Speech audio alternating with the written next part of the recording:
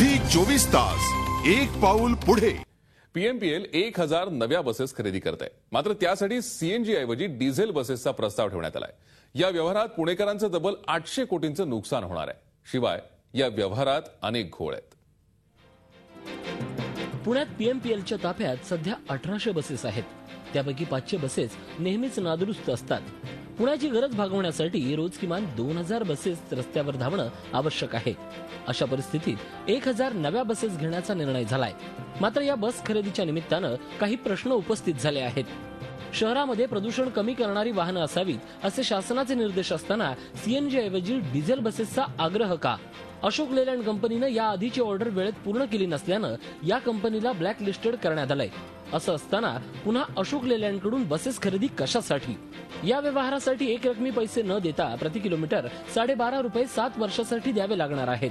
या व्यवहारात पुणेकरांना सुमारे 800 कोटींचा फटका बसणार आहे। या पार्श्वभूमीवर ही बस खरेदी नेमकी कुणाच्या हिताची असा प्रश्न पुणेकरांना पडलाय।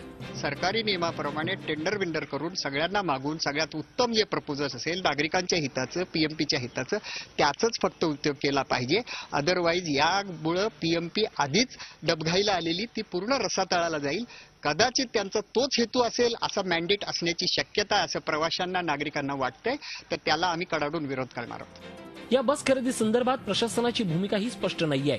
बस खरेदीचा हा प्रस्ताव सध्या विचाराधीन असल्याचं संचालकांचं म्हणणं आहे।